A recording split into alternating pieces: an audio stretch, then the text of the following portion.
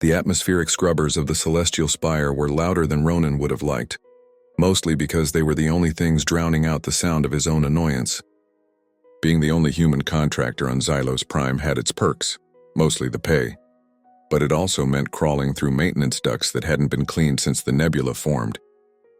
Replace the thermal couplers, they said. It's a holy duty, they said. Ronin muttered, wiping a smear of iridescent grease from his forehead. He adjusted the strap of his tool belt, his movement causing the magnetic boots of his exosuit to clank against the crystalline floor of the ventilation shaft. If this is holy, I'd hate to see what the sins look like. Ronin wasn't a hero, he wasn't a diplomat. He was an engineer from Earth, who knew that if you hit a hyperdrive with a wrench at the right angle, it usually started working again. He liked simple. Simple was good. But as he unscrewed the access panel leading to the royal cooling systems, Simple decided to pack its bags and leave. The panel fell away, revealing not a machinery room but a balcony overlooking the sanctum of the eternal flame. It was a place forbidden to anyone without royal blood, punishable by immediate disintegration. Ronin knew this. He also knew that the figure collapsing on the dais below wasn't supposed to be convulsing. She was tall even from this distance. Her skin was the color of pale moonlight reflecting off a calm ocean, shimmering with faint bioluminescent patterns that were currently flickering violently. Long silver hair floated around her as if suspended in zero gravity. She wore the ceremonial robes of the Empress, gossamer fabrics that looked woven from starlight itself. And she was screaming. Not a sound, but a psychic pressure that slammed into Ronin's skull like a physical blow. Pain burning. Betrayal. Ronin gripped the railing. Not my problem, he told himself. Walk away, Ronin, you fix pipes. You don't fix alien royalty. The Empress fell to her knees, clutching her chest. The bioluminescent markings on her skin turned a sickly, angry red. The guards were gone, the attendants were gone. She was entirely alone in a room designed to amplify power, and it looked like that power was currently eating her alive. Treacherous, Ronin sighed. He vaulted over the railing. Gravity on Xylos Prime was lighter than Earth's, allowing Ronin to land in a roll that would have shattered his ankles back home. He sprinted across the polished obsidian floor, his heavy boots skidding to a halt beside the dais. Up close, she was terrifyingly beautiful. Her features were sharp, elegant, and regal, but her eyes, solid orbs of swirling violet energy, were wide with panic. "Stay back," she gasped, her voice echoing with a strange harmonic reverb. "The resonance, it is unstable. You will be incinerated." "I've been burned before," Ronin grunted, ignoring her warning. He scanned her with his multi-tool. It wasn't a medical scanner, but it picked up energy spikes. "Your bioelectric field is redlining. It's like a reactor meltdown in a human body." "What do I do?" "You cannot," she convulsed, a wave of heat radiating from her skin that singed Ronin's eyebrows. "The stabilizer. Sabotaged." She pointed a trembling hand toward a crystalline pedestal that had been shattered. Shards of blue crystal lay scattered across the floor. "Right, sabotage. My favorite," Ronin muttered. He looked at the shattered crystal, then at the Empress. She was fading fast. The violet in her eyes was dimming to a dull gray. He didn't think. He acted. It was the same instinct that had kept him alive during the siege of Mars. "Listen to me," Ronin said, his voice cutting through the psychic noise filling the room. He grabbed her hand. The moment his skin touched hers, the world turned white. It wasn't just a shock. It was a collision of universes. Ronin felt his nervous system light up like a Christmas tree. He felt her fear, her immense power, the crushing weight of ruling a billion souls, and the sharp, jagged shard of betrayal from someone she trusted. She gasped, her back arching. "Human? How are you?" "Withstand."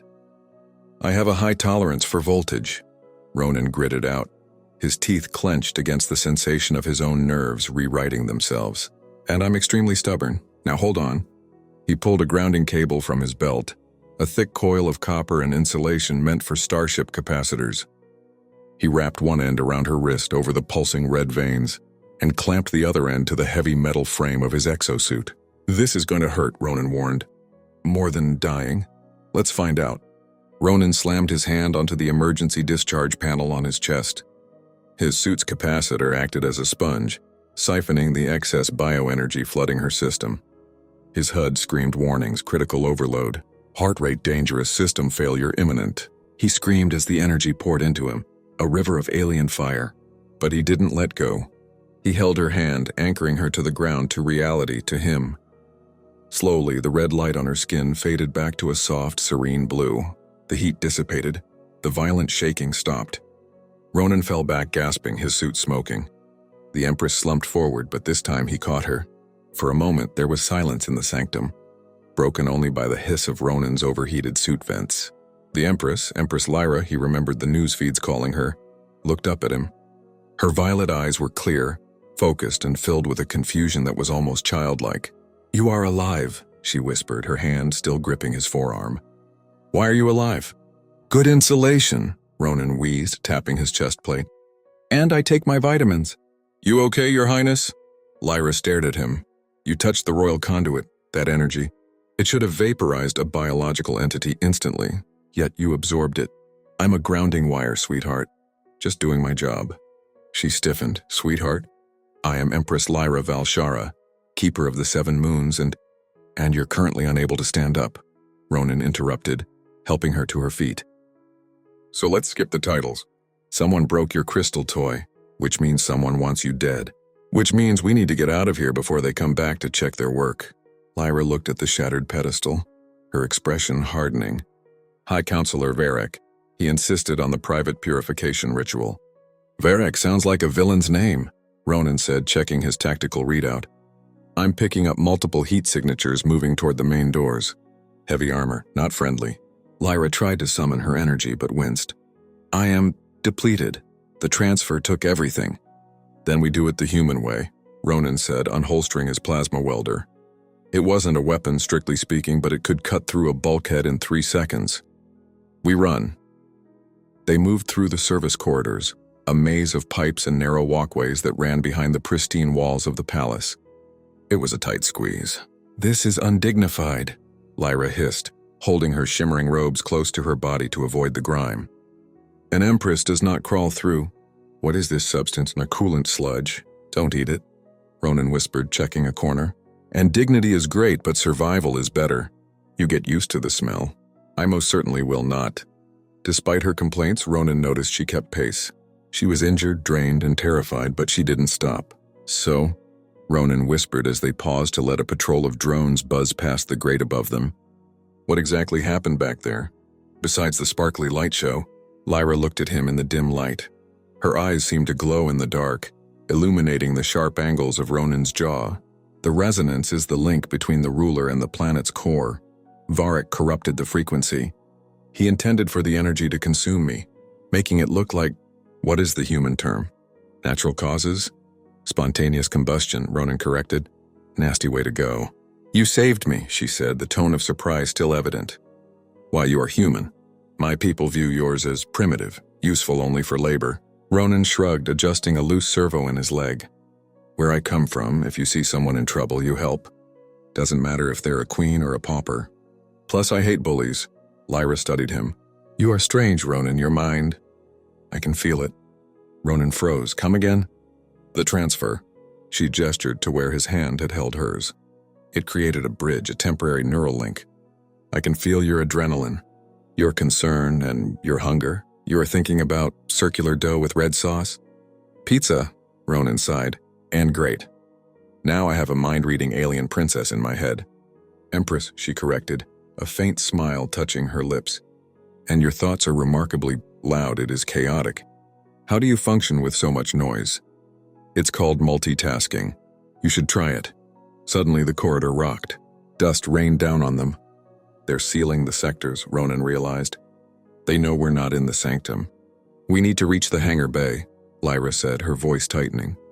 "My personal shuttle has biometric locks. Varek cannot disable them. Hangar bay is 40 levels up. Elevators out of the question." Ronin looked at her, then at the vertical maintenance shaft ahead. "How do you feel about climbing?" "I have levitation abilities," she said haughtily. "Great, use them." "I told you I am depleted." "Climbing it is." The ascent was grueling. Ronin took the lead, securing lines while Lyra followed. He expected her to complain, but she was silent. When he looked down, he saw her gritting her teeth, her delicate hands gripping the oily rungs with a strength that surprised him. "You okay down there?" "I am adequate," she wheezed. "Liar," I can feel your pain, remember? The bridge goes both ways. Lyra paused, looking up at him. You can feel it? Yeah. My left side feels like it's on fire. That's your injury, right? Yes. Well, focus on my right side, Ronin said, pulling himself up another rung. It feels just fine, borrow some of that. He felt a mental brush against his consciousness. Hesitant, shy. Then a wave of warmth flowed from him to her. It wasn't physical, it was something else. A sharing of strength, that is, Lyra whispered, intimate. It's survival, Lyra. Keep moving. They reached a sub-level storage room just below the hangar bay. They needed a moment to breathe. Ronin sealed the door with a localized welding burst. Lyra collapsed onto a crate of spare parts, her breathing ragged. The exertion had taken a toll. Her skin was pale, the bioluminescence fading to a dangerous flicker. I cannot go further, she whispered. The separation from the core, it is weakening me. Ronin knelt beside her, opening his medkit. It was standard-issue human military gear. Bandages, painkillers, stimulants. Nothing designed for silicon-carbon hybrid biology. I don't have magic crystals, Ronin said softly. But I have water and I have a thermal blanket. Here. He wrapped the foil blanket around her shoulders. She looked at the shiny material with skepticism, then pulled it tight. Ronin, she said, her voice trembling. If Varric catches us, he will kill you. Leave me here. You can escape through the waste chutes. Ronin laughed, a dry barking sound. You really don't get humans, do you? I'm not leaving. Why? She leaned forward, her violet eyes searching his face. This bond we share, it is not just the energy transfer anymore. It is settling, deepening. Do you not feel it? Ronin stopped rummaging through his bag. He did feel it. It was like a hum in the back of his skull, a constant awareness of her presence. When she shivered, he felt cold. When she looked at him, his heart rate spiked, not out of fear, but out of a magnetic pull he couldn't explain. I feel it, he admitted, his voice rough. It feels like I've known you for 1,000 years. Which is crazy because we met 2 hours ago. Among my people, Lyra said softly, reaching out to touch his face. Her fingers were cool, sending electric sparks across his skin. Such a connection is rare. It is called Valkyr, the soul echo. It usually takes decades to form. But you forced your life force into mine to save me. You rewrote the protocols. I broke the rules, story of my life. Ronin leaned into her touch, unable to help himself. The contrast between his scarred, stubbled face and her perfect, luminous hand was stark. You are not primitive, Lyra whispered. You are resilient, like the diamond glass of the spires. Hard but full of light. And you, Ronin said, covering her hand with his own. You're not just a statue on a throne, you're a fighter. The moment hung between them, heavy and charged. The air in the storage room seemed to vibrate. The violet light in Lyra's eyes swirled, mixing with a new color, a warm golden hue that Ronin realized was a reflection of him. When I reclaim my throne, Lyra said, I will rewrite the laws regarding humans. You will not be unseen anymore. I don't care about the laws, Ronin said, his thumb brushing her wrist. I just care about getting you out of this room. Ronin, the door boomed. Both of them jumped. A laser cutter began to slice through the lock. Found us, Ronin growled. He stood up, pulling Lyra with him. Time to go. Can you run? Lyra stood straighter than she had all night. The golden light in her eyes flared. With you, yes. They burst out of the storage room just as the door gave way.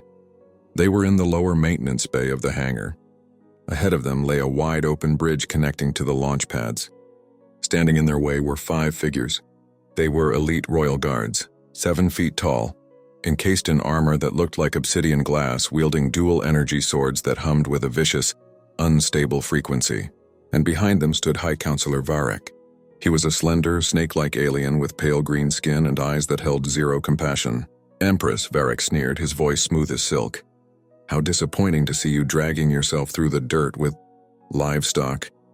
Ronin stepped in front of Lyra, his plasma welder in one hand, a heavy wrench in the other.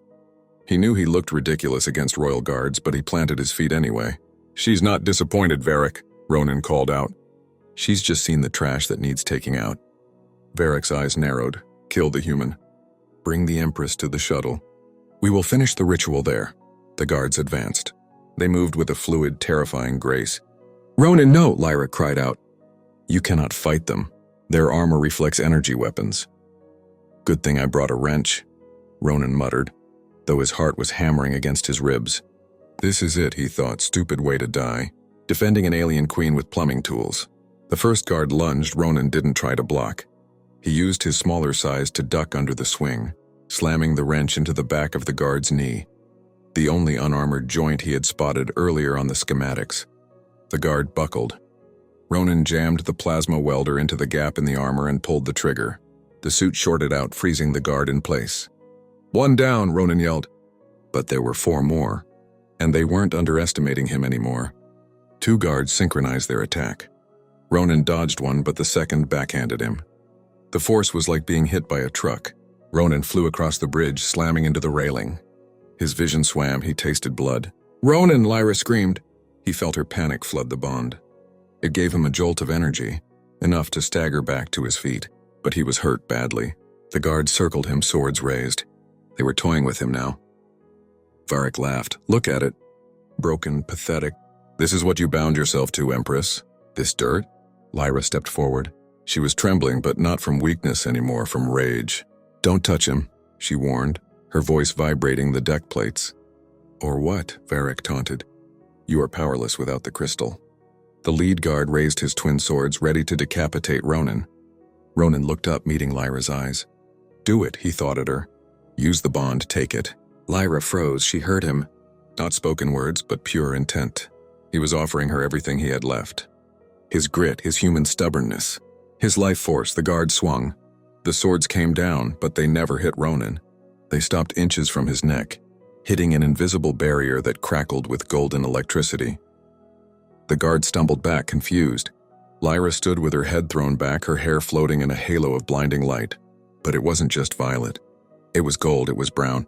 It was the color of earth and starlight mixed together. She didn't look at Varric. She looked at the guards who dared to threaten the man bleeding on the floor. "He is part of me!" The scream didn't just break glass, it shattered reality. A shockwave of pure psionic energy erupted from her body. It wasn't the chaotic burning red of the sabotage. It was a focused, harmonious wave of absolute command. The guards were lifted off their feet and thrown backward as if flicked by a giant hand. Their energy swords shattered into dust. Varric was pinned against the hangar wall, unable to move, crushed by the sheer weight of her presence. Ronin watched, shielding his eyes, awestruck. She was terrifying, she was magnificent. Lyra lowered her hand and the pressure eased, dropping the unconscious guards to the floor. She floated, actually floated, over to Ronin. She landed softly, the light fading to a gentle glow. She reached out, touching his bruised face. "You gave me your strength," she whispered, tears of liquid silver running down her cheeks. "You would have let me drain you dry to save yourself?" "Nah," Ronin coughed, spitting blood. "I just figured you could do more with it than I could." She laughed, a sound that was half sob. "You foolish, wonderful human." Varric groaned, trying to stand. This is heresy.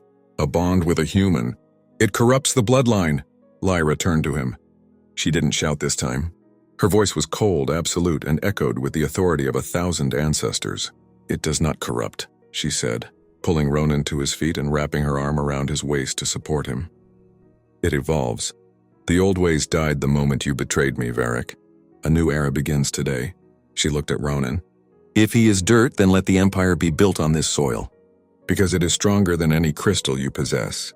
Reinforcements, loyalists who had seen the flare of true royal energy, burst into the hangar. They took one look at the unconscious elite guards, the cowering Varric and the Empress supported by a battered human engineer. They didn't draw weapons, they bowed.